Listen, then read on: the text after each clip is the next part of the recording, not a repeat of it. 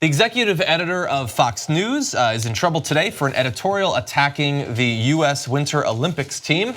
And the editorial has already been pulled, but we're going to read a few excerpts for you.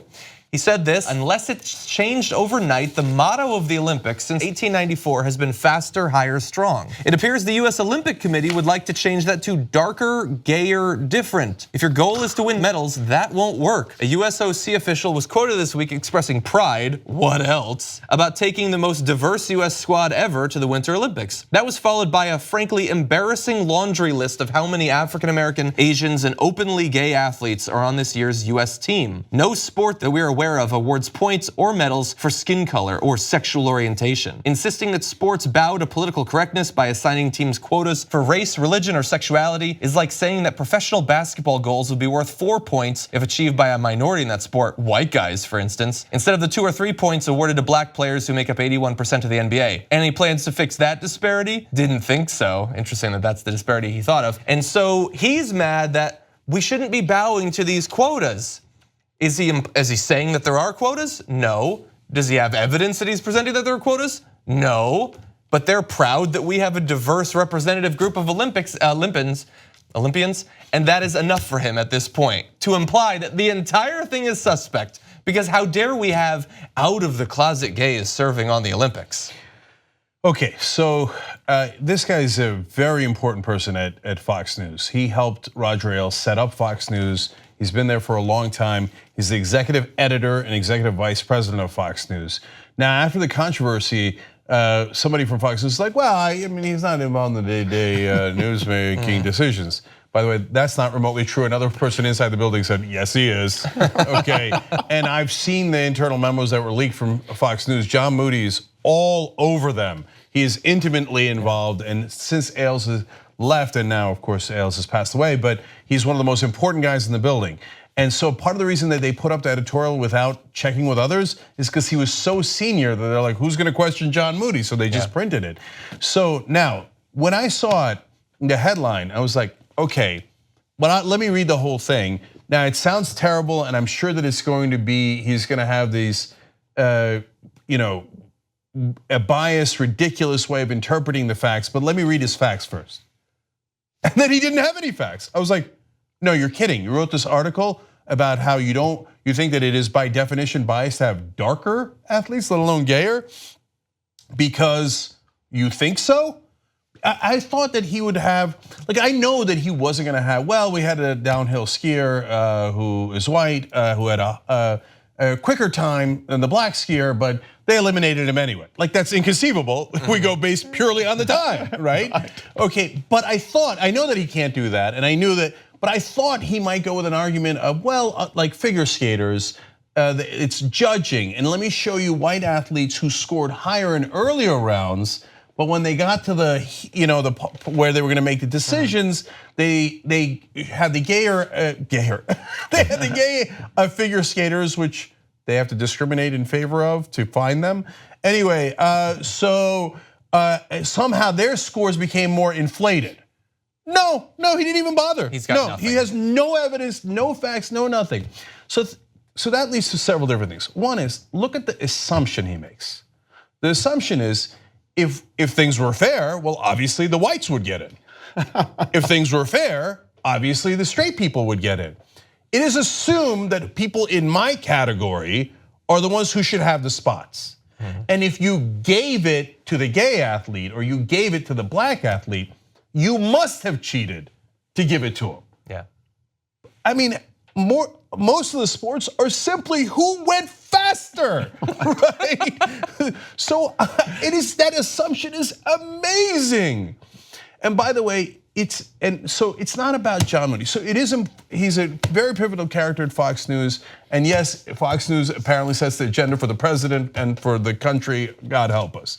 But it's also more important because it gives you an insight into the right-wing way of thinking. And this goes all the way back, throughout American history, but as it regards to athletes. So if you don't know, there's an amazing story. Back in 1966, NCAA championship had Kentucky, which was a powerhouse at the time, up against Texas Western. And Kentucky, as usual, had 5 white basketball players who represented them. Texas Western, though, had for the first time ever 5 starting black basketball players. And all the writers at the time thought, these black athletes, they're never gonna beat the white basketball players. They have no chance, right? And then in the articles, you go back and it's amazing. The quotes are like, compare them to monkeys. They say, well, they might be athletic and they might score a lot. In fact, Texas Western was known for its defense and its discipline, and that's exactly what they did to beat Kentucky. Spoiler alert. Okay. I was gonna bet on that game. Right. But they said, oh, if you let the black athletes go on the court without any white teammates, it'll be chaos, right? Because they don't know what they're doing, they're not smart, and they can't handle it. So the assumptions were always the white kids deserve the spots, right? But if you want to bring in black kids, I get. You think blacks are good in basketball? Okay, give it a shot, big guy, right? And so that kind of racism has been with us for a long, long time. Yes, thank God the NBA and the other major sports have largely gotten past it. You could argue not completely, but certainly a long way towards fixing that. And NFL's got some issues. And well, with Kaepernick, et cetera. But like in John Moody's world, he thinks that white people are discriminated against, otherwise they'd have all the Olympic spots. So does it look like we're discriminating against white quarterbacks, for example, like Tom Brady, Peyton Manning, Aaron Rodgers? You remember when they benched Tom Brady for a black gay quarterback? I would make one more point as it pertains to the Olympics.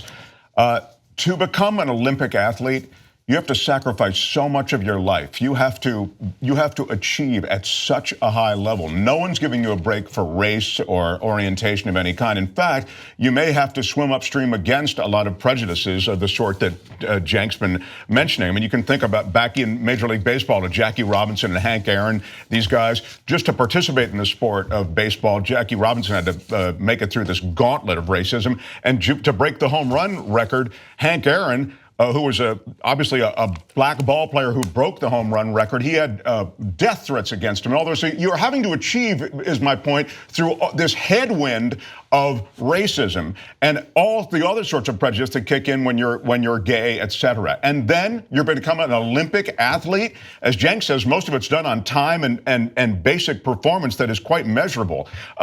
I think these Olympians are extraordinary, and so when you read an article like this that doesn't recognize any of that doesn't recognize those insane sacrifices that I have to make, it whips your head around. It's like, again, it's like something out of 1950. Yeah. It's just crazy.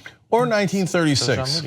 Yeah, because so Jesse Owens, you might not know this, and I learned it recently. It's a really interesting fact. So Jesse Owens goes to the 1936 Olympics in Germany. Hitler won't.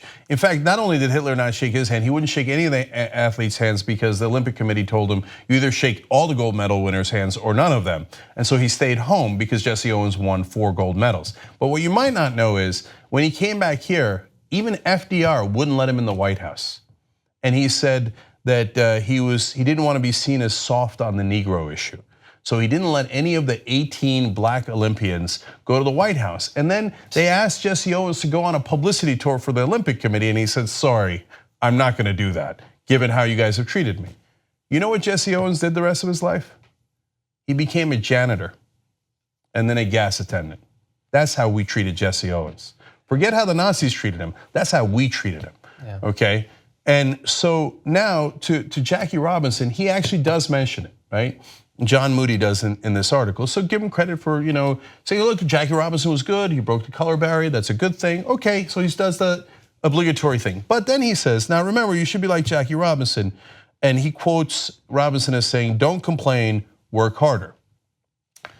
But that makes it sound like Jackie Robinson was the only one who was good enough to make it into the major leagues. Yeah. And he just worked harder. And if all the other blacks at the time had just worked harder, they would have made it into the major leagues. No, they were not allowed into the major leagues. Yeah. If you had a fair system, I know for this mindset, they think a fair system is, I get all the spots.